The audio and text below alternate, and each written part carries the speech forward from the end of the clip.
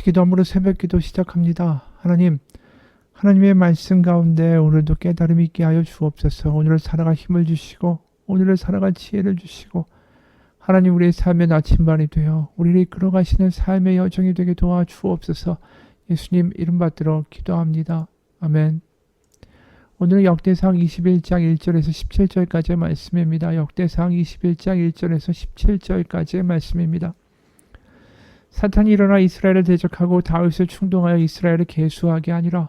다윗이 요압과 백성의 지도자들에게 이르되 너희는 가서 브엘세바에서부터 단까지 이스라엘을 계수하고 돌아와 내게 보고하여 그 수요를 알게 하라 하니 요압이 아뢰되 여호와께서 그 백성을 지금보다 100배나 더하시기를 원하나이다. 내 주 왕이여 이 백성이 다 내 주의 종이 아니니까 내 주께서 어찌하여 이를 명령하시나이까? 어찌하여 이스라엘이 범죄하게 하시나이까 하나 왕의 명령이 요압을 재촉한지라. 드디어 요압이 떠나 이스라엘 땅에 두루 다닌 후에 예루살렘으로 돌아와 요압이 백성의 수요를 다윗에게 보고하니 이스라엘 중에 칼을 뺄 만한 자가 110만 명이요 유다 중에 칼을 뺄 만한 자가 47만 명이라. 요압이 왕의 명령을 마땅치 않게 여겨 레위와 베냐민 사람은 계수하지 아니하였더라. 하나님이 이 일을 악하게 여기사 이스라엘을 치심해 다윗이 하나님께 아뢰되 내가 이 일을 행함으로 큰 죄를 범하였나이다. 이제 간과 없나니 종의 죄를 용서하여 주옵소서. 내가 심히 미련하게 행하였나이다 하니라. 여호와께서 다윗의 선견자 갓에게 말씀하여 이르시되 가서 다윗에게 말하여 이르기를 여호와의 말씀이 내가 너에게 세 가지를 내어 놓으리니 그 중에서 하나를 네가 택하라. 내가 그것을 너에게 행하리라 하셨다 하라 하신지라. 가시 다윗에게 나아가 그에게 말하되 여호와의 말씀이 너는 마음대로 택하라.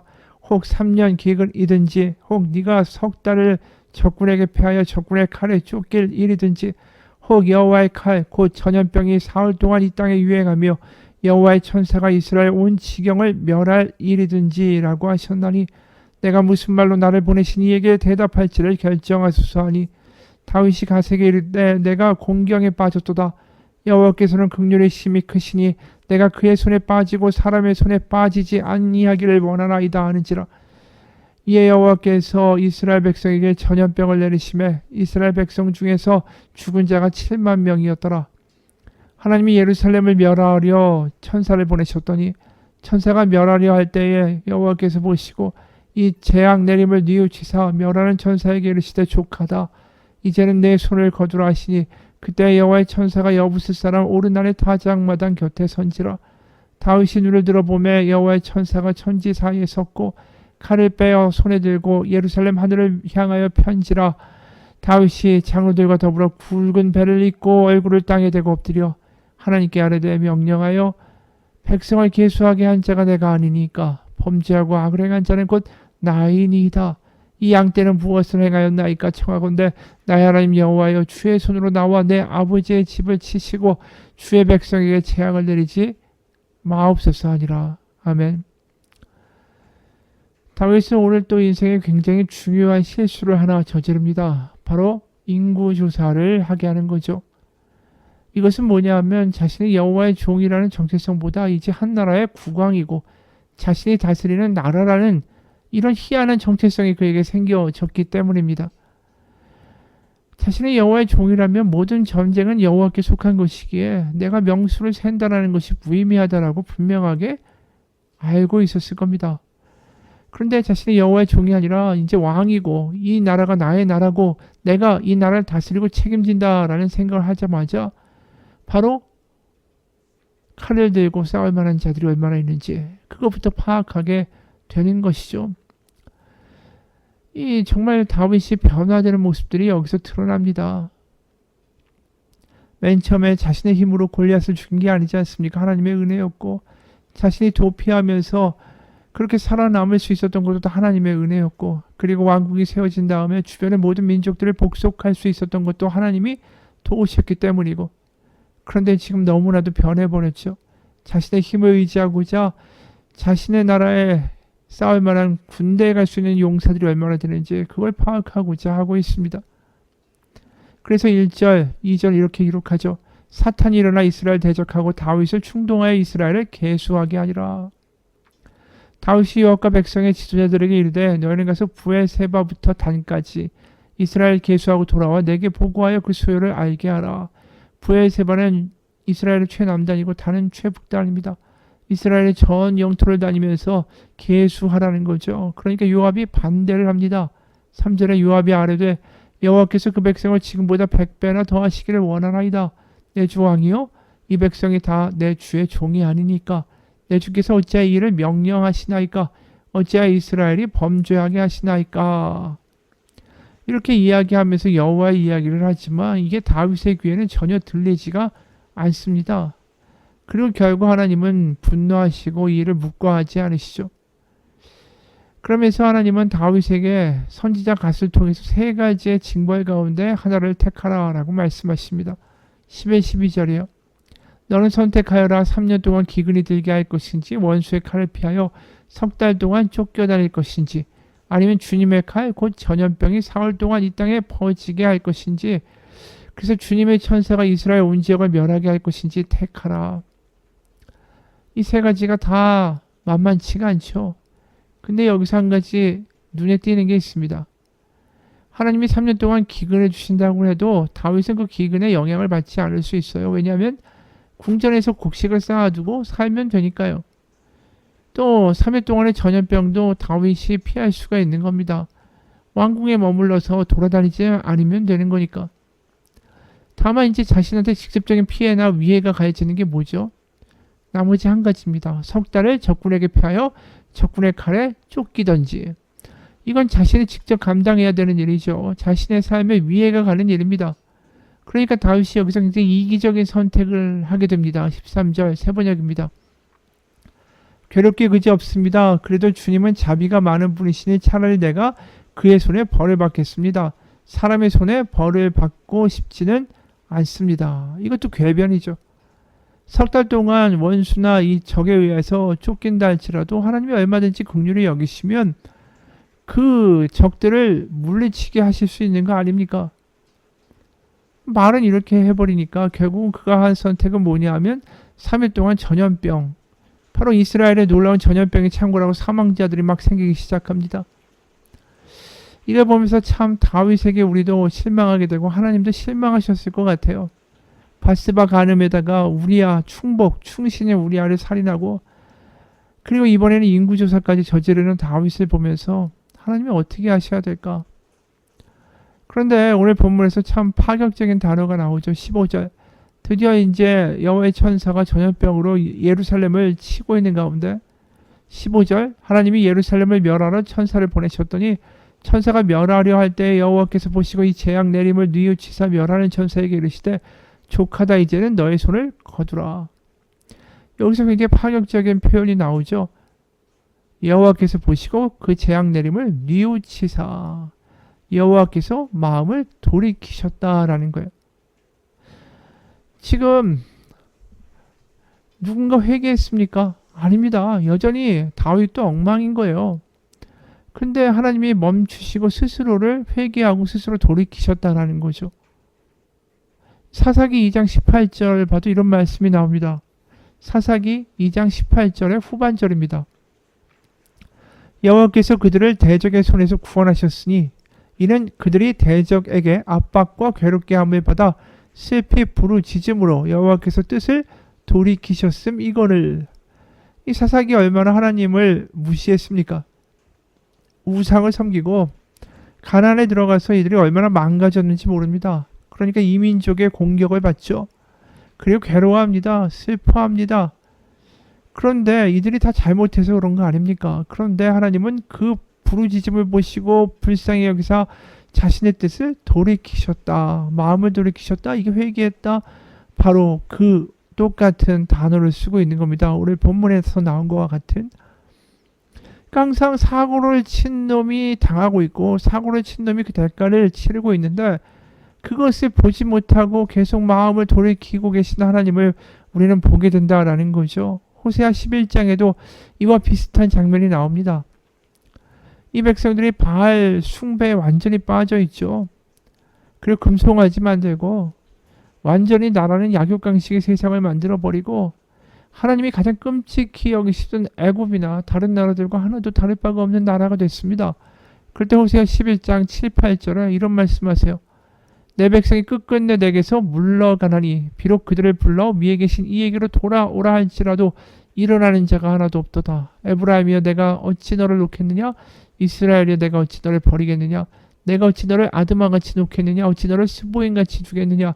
내 마음이 내 속에서 돌이키어 나의 긍휼이 온전히 불붙듯 하도다. 여기 나와 있는 스보임, 아드마 이런 도시들은 다 소돔과 고모라와 같은 도시들입니다. 어떻게 그렇게 완전히 멸망을 시키겠느냐? 내가 내 마음이 내 속에서 돌이켜 나의 긍휼이 불붙듯 하다. 여기도 또 돌이킨다라고 말씀하시는 거죠. 못 버리겠다라고 하시는 거예요. 긍휼 때문에. 지금 예루살렘에 퍼지는 이 전염병 역시 하나님이 이 백성들이 슬퍼하고 아파하고 죽어가는 모습 가운데 그 마음이 또 약해지시고 돌이키시는 거죠. 그 상황에 마침 다윗이 하나님께 나아가서 호소합니다. 17절. 이 백성의 인구를 조사하도록 지시한 사람은 바로 내가 아닙니까? 바로 내가 죄를 짓고 이런 엄청난 악을 저지른 사람입니다. 백성은 양떼일 뿐입니다. 그들에게야 무슨 잘못이 있습니까? 주 나의 하나님, 나와 내 집안을 치시고 제발 주님의 백성에게서는 전염병을 거두어 주십시오. 이제서야 다윗이 정신을 차린 거죠. 다윗이 회개를 했어요. 이제 왕 같은 모습을 보여줍니다. 이 사건에 우리가 초반부를 보면서 참 이 답답한 다윗을 보게 됩니다.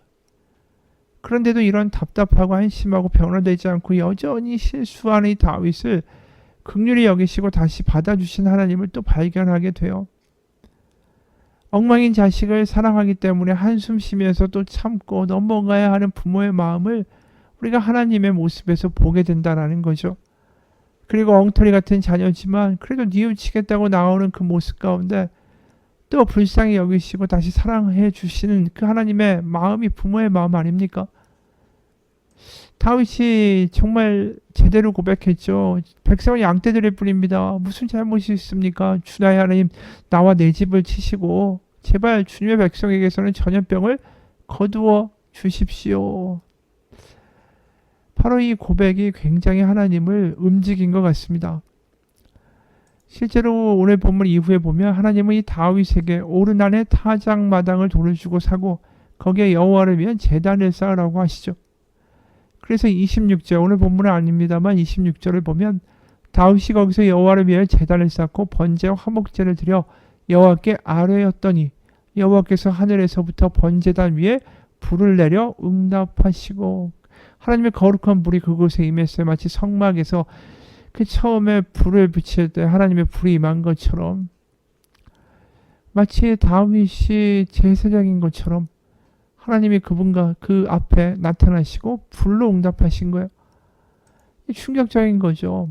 원래 이 일은 제사장이 해야 되는 일이지 왕이 절대로 할 수 있는 일이 아니에요. 게다가 지금 다윗은 얼마나 끔찍한 죄를 저지른 사람입니까? 어떻게 보면 이 사람에게 이런 제사장과 같은 일을 맡기면서 번제와 화목제를 드려라, 그리고 거기서 불을 주신다, 이건 말도 안 되는 이야기죠. 게다가 이 사람이 무슨 속죄제를 드린 것도 아니에요. 하나님께 한 고백뿐이에요. 백성은 양떼뿐이고 그들이 무슨 잘못이 있습니까? 나와 내 집안을 차라리 치십시오. 그리고 백성에게는 전염병을 거두어 주십시오. 이 고백 가운데 모든 율법의 절차와 요구가 다 무시가 되고 생략이 된 거예요. 죄인의 고백 때문에, 다윗의 고백 때문에, 제사장도 아닌 다윗이 고백한 것 때문에 그가 번제 화목제를 드리고 하나님은 거기서 하나님의 임재, 하나님의 불을 내려주세요. 마치 성막에서 있었던 것처럼. 이게 놀라운 일이죠. 성막에서 하나님이 죄사함을 주신 것도 아니고 성막에서 그분의 임재를 보이신 것도 아니고 바로 이 죄인인 다윗의 고백 가운데 하나님이 그를 끌어안으시는 이 놀라운 모습이 오늘 본문에 등장한다라는 거죠. 그게 우리가 경험하는 예수 그리스도의 복음입니다. 그리고 실제로 그렇게 죄인을 끌어안으시는 죄인의 고백에 하나님이 그의 죄를 사하시고 하나님의 임재를 보여주시는 그러한 장소가 이 오르난의 타작마당이 되고 거기가 결국 뭐가 됩니까? 성전의 자리가 됩니다. 충격적인 거죠. 역대하 3장 1절에서 이렇게 말하고 있습니다. 솔로몬이 예루살렘 모리아산에 여호와의 전 건축하기를 시작하니 그곳은 전에 여호와께서 그의 아버지 다윗에게 나타나신 곳이요 여부스 사람 오르난의 타작마당에 다윗이 정한 곳이라. 성전이 여기에 세워졌다라는 것이 굉장히 의미심장하죠. 못난이 다윗, 죄 많은 다윗이 하나님 앞에 깨어짐으로 차라리 나를 벌어야 달라고 고백하며 나아갔을 때 그곳에 하나님의 임재가 나타난 곳, 바로 죄인이 하나님을 직접 만난 곳, 죄인을 끌어안으신 하나님의 역사가 있었던 곳, 그곳에 성전이 세워지는 거죠. 그리고 그 성전을 예수님이 뭐라고 하십니까? 요한복음 2장 19절에서 예수께서 대답하여 이르시되 너희가 이 성전을 헐라 내가 사흘 동안에 일으키리라. 바로 예수님의 십자가와 부활을 말씀하시는 거죠. 예수님이 바로 성전 되시는 거예요. 그건 뭘 의미합니까? 예수님을 통해서 우리가 죄인이지만 부족하지만 회개하고 나아갔을 때 하나님이 다윗을 받아주시는 것처럼 우리를 받아주시는 일이 벌어진다라는 거죠. 그래서 히브리서 4장 15, 16절에 이렇게까지 말합니다. 히브리서 4장 15, 16절 우리에게 있는 대제사장은 우리의 연약함을 동정하지 못하실 이가 아니요 모든 일에 우리와 똑같이 시험을 받으신 이로되 죄는 없으시니라. 그러므로 우리는 긍휼하심을 받고 때를 따라 돕는 은혜를 얻기 위하여 은혜의 보좌 앞에 담대히 나아갈 것이니라. 우리가 죄인이지만 하나님 앞에 나아가고 하나님 우리를 끌어안으시는 역사가 지금 다윗에게 보여지고 있는 거고 그것은 바로 성전의 자리였고 결국 그것은 예수 그리스도를 통하여 우리 가운데 성취된 복음의 소식입니다. 하나님은 그러기 때문에 죄인인 우리가 하나님 앞에 깨어짐으로 나아갈 때 주님 앞에 겸손한 모습으로 나아갈 때 내가 허물이 많은 존재라고 고백하며 나아갈 때 우리를 끌어안으시고 회복시키신 하나님의 은혜가 있음을 기억하기 원합니다. 그게 다윗의 모습이고 그게 베드로의 간증입니다. 우리의 간증이에요.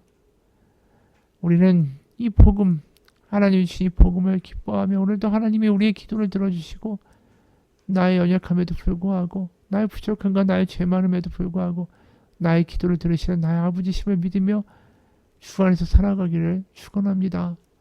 기도하겠습니다. 하나님, 오늘 다윗의 모습을 보면서 우리는 확신합니다. 내 기도를 들으실까? 내 기도가 하나님께 들려질까? 때로는 의심 가운데, 때로 회의 가운데 기도하지만 오늘 다윗을 끌어안으시는 하나님을 보면서 우리는 다시 한번 확신합니다. 우리가 죄인인 것이 문제가 아니라 나의 허물이 많다라고 고백하며 아버지 앞에 나아가지 않는 우리가 문제라는 것을 다시 한번 깨닫습니다. 이 시간 하나님 우리는 작습니다. 부족합니다. 연약합니다. 참 제가 부족해서 일어나는 일들이 많습니다. 하지만 하나님, 하나님의 임재 가운데 나아갑니다.